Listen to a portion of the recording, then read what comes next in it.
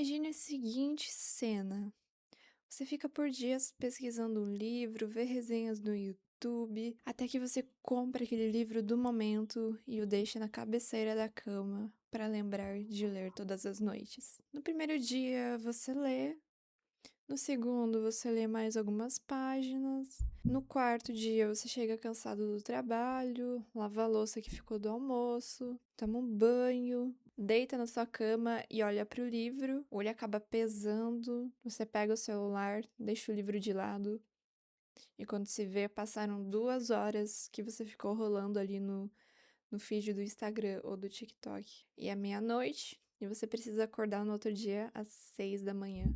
E o livro fica ali parado na página 20 por semanas, te olhando com cara de quem foi abandonado. E quantas vezes você já tentou criar o hábito de leitura e não foi pra frente e a coisa não avançou? Aí você tenta de novo, aí você para de novo, e em algum momento você começa a achar que o problema é você, que a leitura não é pra você, ou que tu não tem tanta disciplina assim pra desenvolver esse hábito. E muitas vezes nós não somos o problema, mas sim o método que estamos utilizando para alcançar aquele fim. E antes de a gente começar esse vídeo, eu te peço para que tu deixe um like e se inscreva no canal para receber mais vídeos como esse que eu faço todas as semanas. Então se inscreve aí e deixa seu comentário também sobre o que você acha que vai acontecer nessa aula, tá bom? Hoje a gente tem tanta informação, mas ainda não entendemos de forma individual como que os nossos cérebros funcionam. Nosso cérebro e o nosso corpo, ele é uma máquina. E quando você entende como que ele funciona corretamente no seu maior potencial, você consegue fazer muitas coisas. E quando você entender como o teu cérebro funciona, nesse caso, como que um hábito funciona para se consolidar no seu cérebro, você vai conseguir fazer isso de forma mais fácil, sem se culpar tanto assim. Não é um caminho fácil, ele é árduo, mas você sabendo que não é na segunda semana que tu vai desenvolver esse hábito, já te dá uma visão mais ampla do que você precisa fazer para conseguir desenvolver o hábito de leitura. Então, nesta aula, a gente vai entender como que funciona essa engrenagem do cérebro para desenvolver um hábito e porque, sem entender essa engenharia, essa arquitetura, você vai fazer um esforço em vão. Então, para começar a entender como que teu cérebro funciona em relação a hábitos, vamos ao básico. O que é um hábito neurologicamente falando? De forma bem resumida, é um padrão de comportamentos que se mudou de uma área do teu cérebro para outra área. Eu vou te explicar como funciona, calma. Toda vez que você vai fazer algo novo, como aprender a dirigir, aprender a tocar algum instrumento ou criar o hábito de leitura, a sua área pré-frontal assume o comando. Pense nela como o painel de controles do seu cérebro. É a região responsável por tomar decisões conscientes com plena atenção e planejamento. Mas o problema é que ela é um motor super potente que consome uma energia absurda.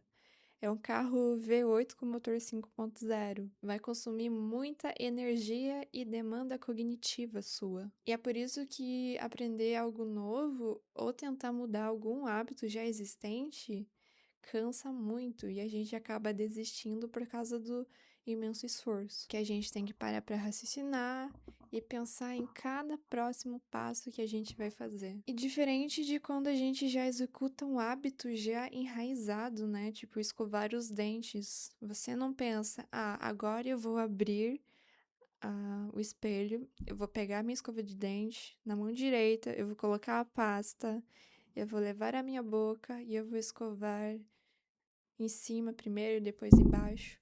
Não, a gente não pensa nisso, a gente só faz, porque esse comportamento ele ficou automatizado. E para tu ter noção, o nosso cérebro, ele odeia gastar energia à toa. Ele é responsável por apenas 2% do nosso peso corporal, mas ele utiliza 20% de toda a energia do nosso corpo. E quando você tenta criar um hábito novo, a sua área pré-frontal entra em ação e exige até 5% a mais de energia do teu cérebro, por ser um gasto muito focado e intenso. Sabe aqueles esforços que tu faz que parece que teu cérebro tá fritando porque tu não consegue pensar mais em nada? É isso aí. E quando você começa a repetir um comportamento, o teu cérebro começa a transferir esse processo da região pré-frontal para uma região mais funda e antiga, que vai utilizar pouca energia para executar um comportamento. Essa região se chama gânglios da base. Os gânglios são o piloto automático do teu cérebro, digamos assim. Quando um comportamento finalmente se muda para lá, ele começa a rodar sem esforço consciente, sem muito gasto de energia. Então você acaba fazendo o hábito sem perceber. E é exatamente isso que tu faz quando você escova os dentes de manhã. Tu não senta na cama e faz uma reunião ali com você mesmo, com os teus bonequinhos ali da tua cabeça, pra decidir se vai escovar os dentes, se vai começar escovando pela parte de baixo, pela parte de cima. Tu simplesmente levanta, vai e escova, porque os gânglios da base assumiram o comando dessa tarefa.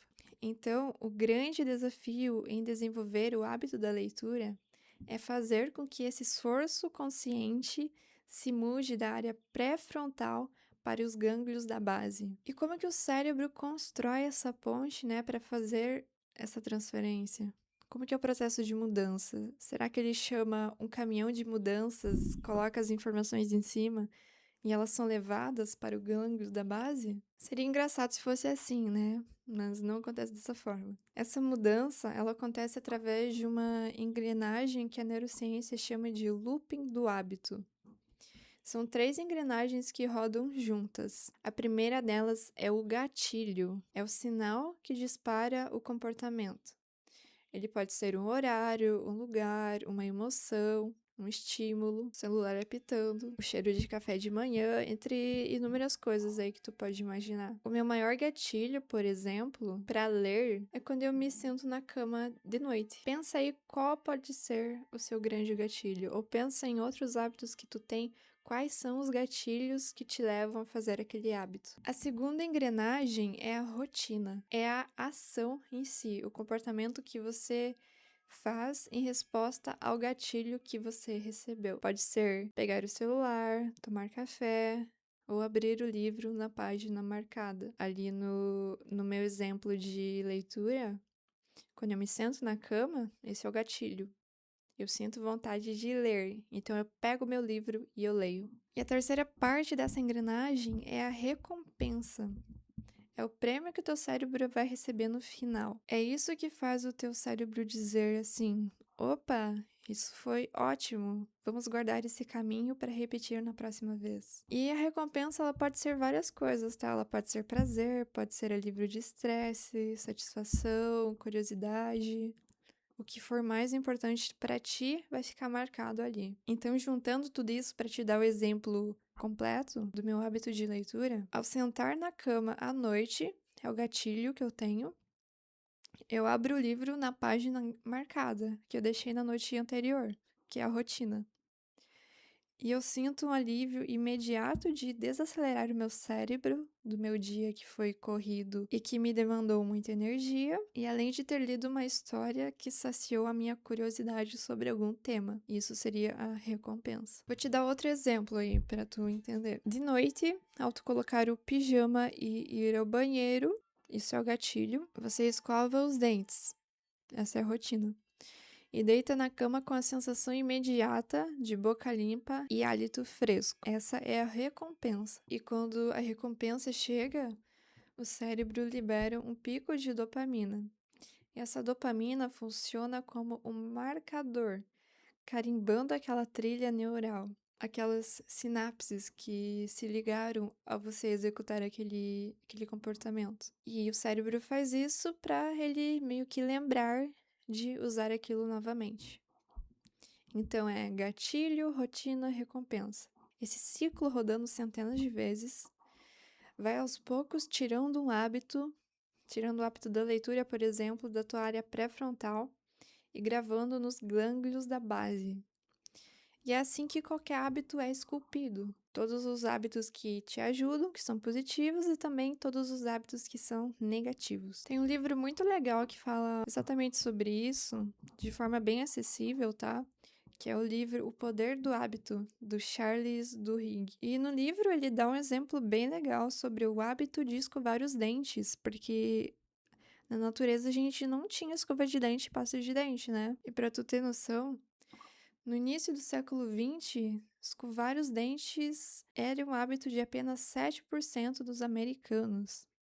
E o cenário só mudou quando foi lançada uma pasta de dentes que usava uma lógica da neurociência e eles nem sabiam o que estavam usando, né? Foi o seguinte, eles estruturaram uma campanha de vendas, né, de marketing, da nova pasta de dentes em 3 passos. E olha como eles organizaram isso em gatilho, rotina e recompensa. O gatilho era apontar um sinal que todos podiam sentir. Esse sinal era passar a língua nos dentes e sentir a película de sujeira. Não sei você, mas quando eu passo a língua no meu dente e eu sinto isso, me dá uma aflição. Eu tenho que correr para o banheiro e escovar meu dente. Então, a rotina seria escovar os dentes com a pasta para remover essa película de sujeira. E a recompensa disso foi a grande sacada ali, porque eles colocaram mentol na fórmula do creme dental, o que deixava uma sensação de formigamento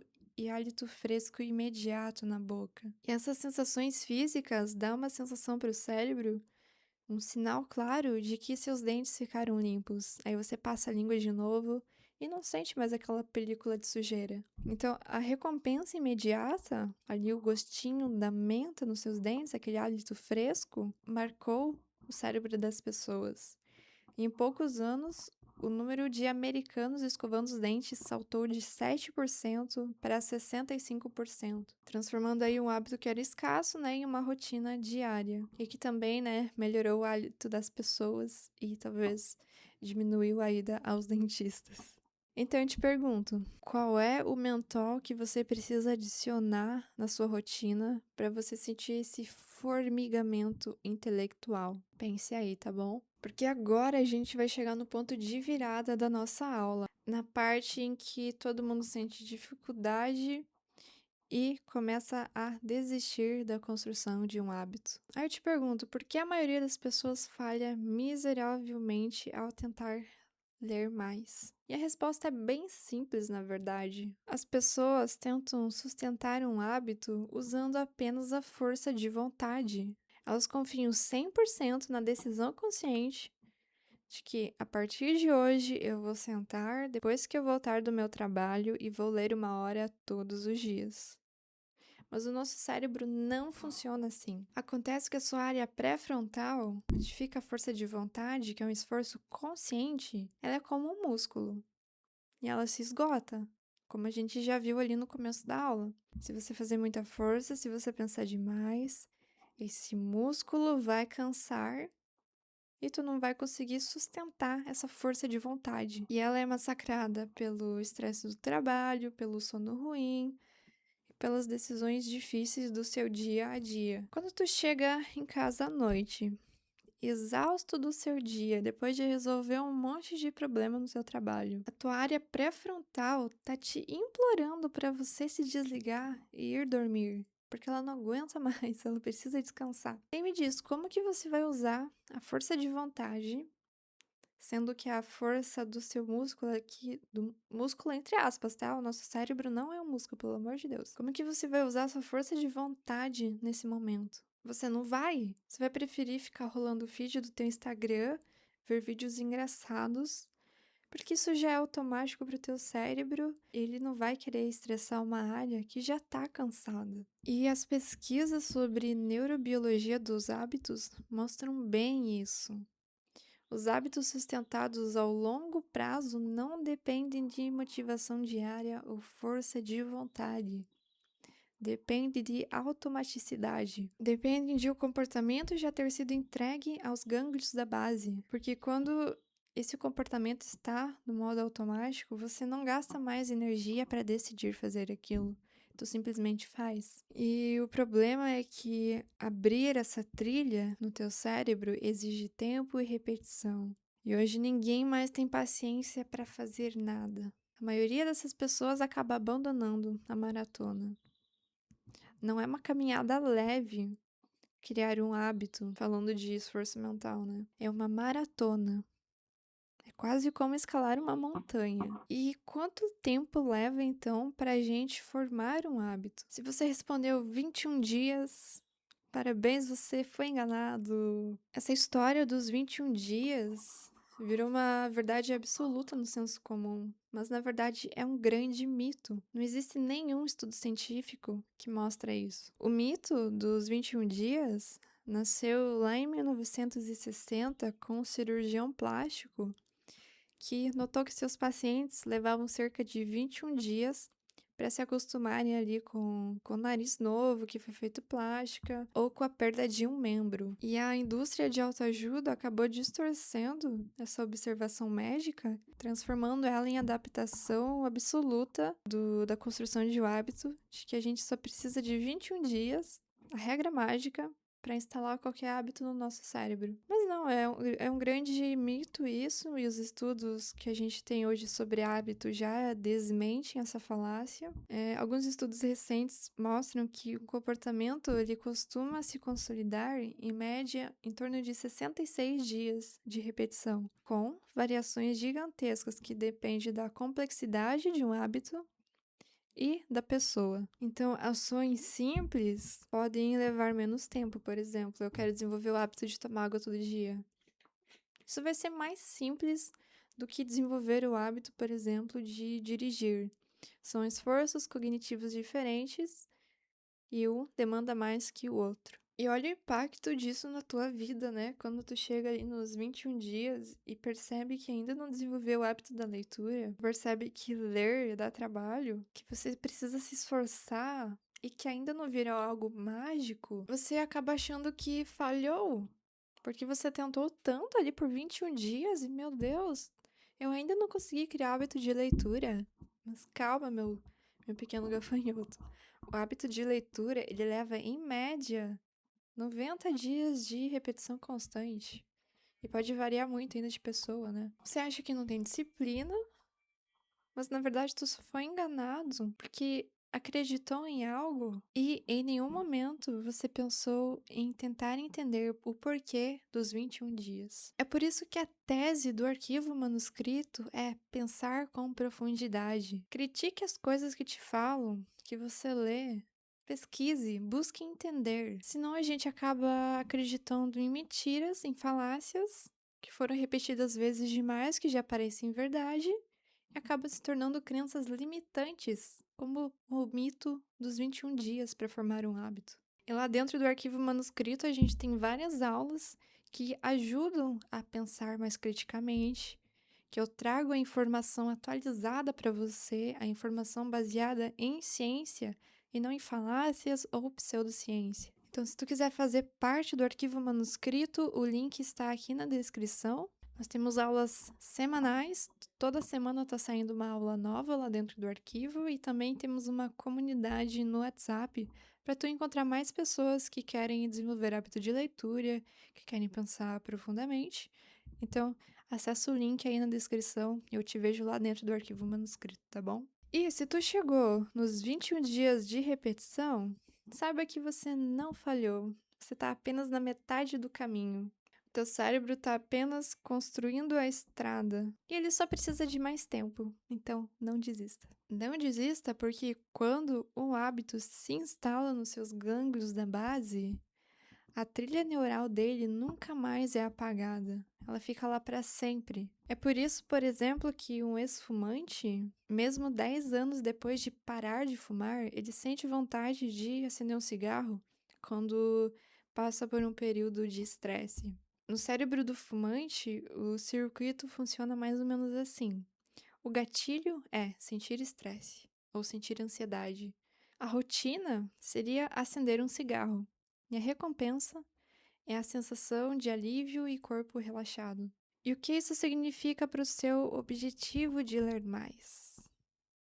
Significa que se você tem um hábito concorrente, como rolar o Instagram na cama antes de dormir, você não vai conseguir simplesmente deletar esse circuito do seu cérebro, porque ele já está com uma trilha bem marcada ali nos seus gânglios da base. A estratégia mais inteligente, então, nesse caso, não é tentar apagar o hábito antigo, mas substituí-lo. Nós temos que hackear o loop existente, manter o mesmo gatilho, por exemplo, deitar na cama, mas trocar a rotina. Ali no livro sobre o poder do hábito, o autor dá um exemplo disso. Se não me engano, ele fala assim: quando sentir vontade de algo, eu vou fazer isso em vez daquilo. Então, é essa lógica que a gente tem que utilizar. Por exemplo, o gatilho seria deitar na cama à noite. A rotina antiga seria pegar o celular e rolar o feed. E a recompensa antiga era distração, estímulo visual e dopamina rápida. Mas em vez de você lutar contra essa vontade de se distrair, você troca a peça do meio ali, da rotina. O gatilho continua sendo o mesmo, deitar na cama. Mas a rotina agora, ela pode ser pegar o livro da cabeceira e ler 5 páginas. E a nova recompensa vai ser o prazer de uma boa história, o relaxamento que a leitura dá pro teu cérebro e a sensação de um dever cumprido, porque tu não ficou no celular todo aquele tempo e tu conseguiu pegar um livro para ler. Aí você não briga com teu cérebro, você dá a ele uma recompensa compatível com o gatilho que já está automatizado. Pensa em uma rotina existente que você tem, que você pode usar ela para começar a ler. Pega carona nessa rotina. Talvez quando tu chega em casa, quando tu troca de roupa e senta no sofá para desacelerar do teu trabalho, qual momento que tu pode usar de carona para começar a desenvolver o hábito da leitura? Bom, e para fechar essa aula, então, lembre que hábitos não são uma questão de caráter ou força de vontade. Pelo amor de Deus, não é isso. Eles são o resultado de um looping. Gatilho, rotina e recompensa, que são repetidas um número suficiente de vezes para migrar essa área do pré-frontal para os seus gânglios da base.